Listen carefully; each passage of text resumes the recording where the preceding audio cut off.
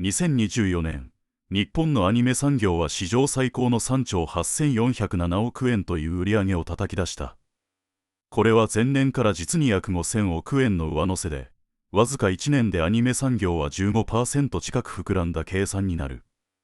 しかし、本当の衝撃はその内訳にある。国内市場は1兆6705億円、海外市場は2兆1702億円。つまり史上初めて、日本のアニメは日本人より外国人がより多く支払うコンテンツになったのだ。ニューヨークでもベルリンでもバンコクでも、Z 世代がスマホとテレビでアニメを浴びている。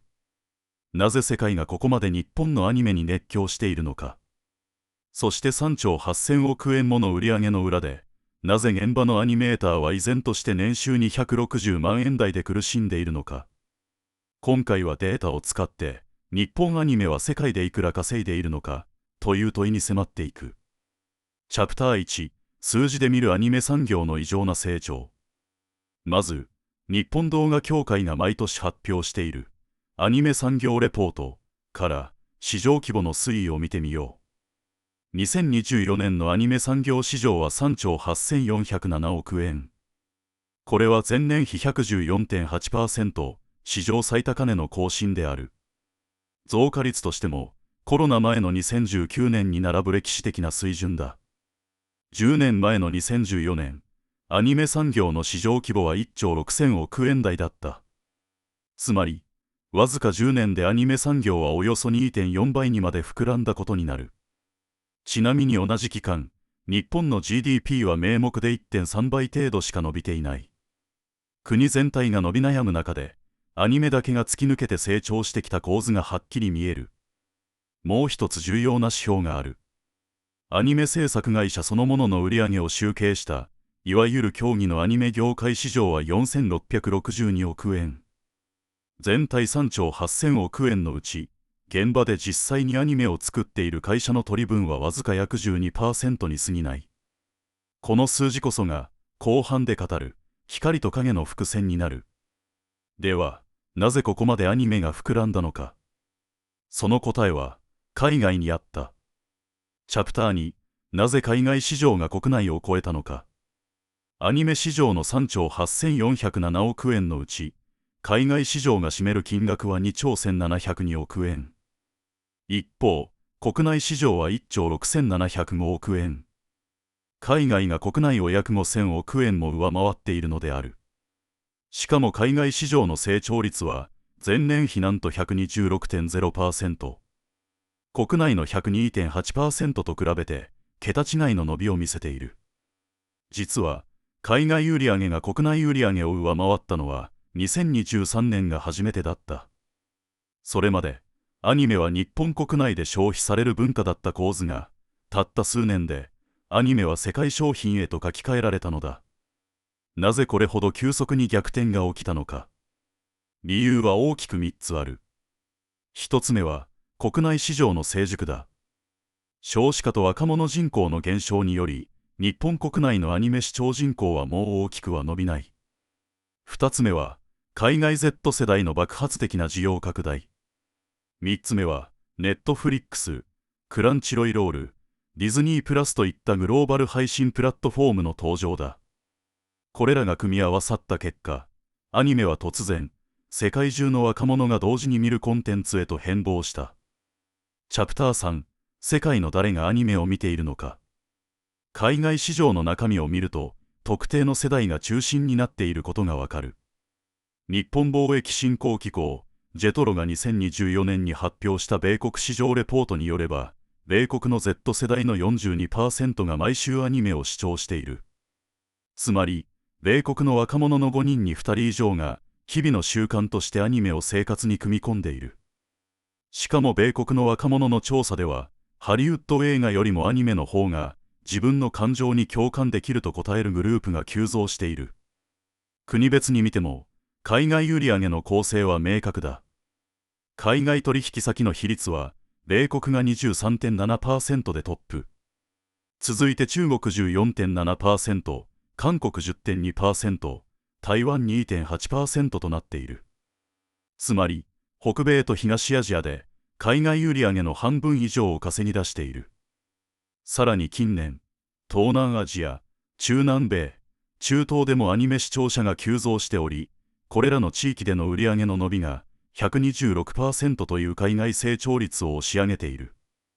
かつてアニメは日本のサブカルチャーと呼ばれていた。しかし2020年代の現在、アニメは事実上、グローバルなメインカルチャーの一角に上り詰めたのである。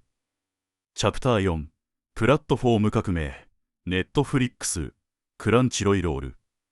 この海外爆発の最大の立役者が、グローバル配信プラットフォームである。まずネットフリックス。ネットフリックスは2024年時点で190カ国でアニメを配信し、年間視聴時間は100億時間を超えると報じられている。100億時間という数字は、単純計算で全世界のネットフリックス会員が、1人年に10時間以上アニメに費やしていることを意味する。もう一つの巨大プレイヤーが、クランチロイロールだ。ソニー傘下のこのアニメ専門配信サービスは、200カ国以上で展開し、有料会員数は1300万人に達している。ほんの10年前まで、アニメは海外では海賊版で見るものだった。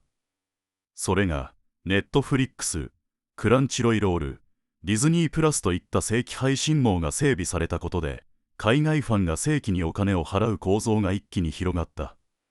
海賊版時代のアニメは、再生数は多くても、ほとんど日本に還元されていなかった。しかし2020年代の正規配信時代では、世界中の視聴が直接、日本の制作会社へのライセンス料として返ってきている。アニメは技術ではなく、流通の革命によって世界商品になったのだ。では、その世界商品をめぐって、日本社会全体は本当に潤っているのだろうか。ここで、データのもう一つの面に目を向けなければならない。チャプター5、影の側面、現場のアニメーターはなぜ貧しいのか。2023年に行われた業界調査によれば、日本のアニメーターの平均年収は455万円、中央値は422万円。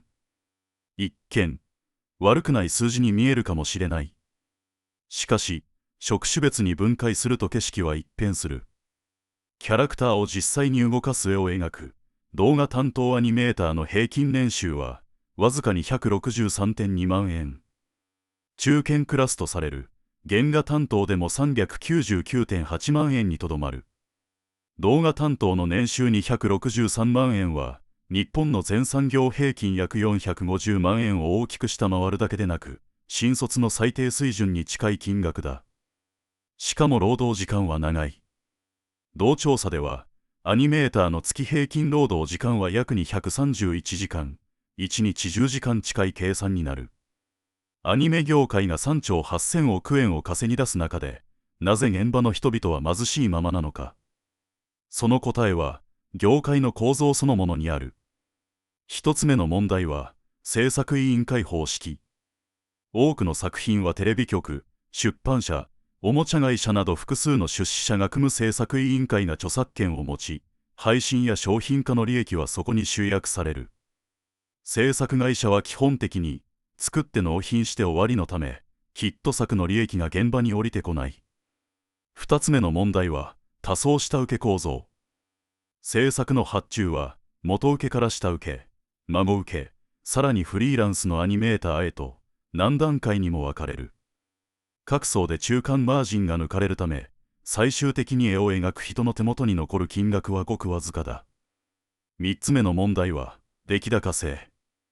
多くのアニメーターは1枚いくら、1カットいくらの出来高で報酬を受け取るため、新人ほど作業が遅く、年収が極端に低くなる。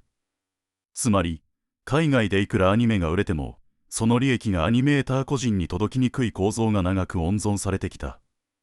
一部の制作会社は社員化や給与の固定化を進め始めているが、業界全体では未だ少数派にとどまっている。チャプター6、まとめ、日本のソフトパワーの現在地。今回のデータから3つのことが見えてきた。1つ、日本のアニメ産業は2024年に3兆8407億円という史上最高に達し、この10年でおよそ 2.4 倍に成長したこと。2つ、その成長を牽引しているのは海外市場であり、海外売上は2兆1702億円と、ついに国内を超える規模に達したこと。3つ、しかしその巨大な売上は、必ずしも現場のアニメーターには還元されておらず、動画担当の平均年収は今も260万円台にとどまっていること。日本のアニメは世界一という言葉で一括りにするのではなく、データを正しく見ることで、その光と影の両面が浮かび上がってくる。アニメは間違いなく、現代日本にとって最強のソフトパワーである。訪日外国人が急増しているのも、世界の若者が日本のアニメで育っていることと無関係ではない。しかし、もし制作現場が崩れれば、この最強の輸出産業も足元から揺らぐ。私たちは3兆8000億円という金額を誇るのと同時に、その金額が誰の手に渡っているのかを問う段階に来ている。最後に一つ、聞かせてほしい。あなたが好きなアニメ、最近見たアニメは何だろうか。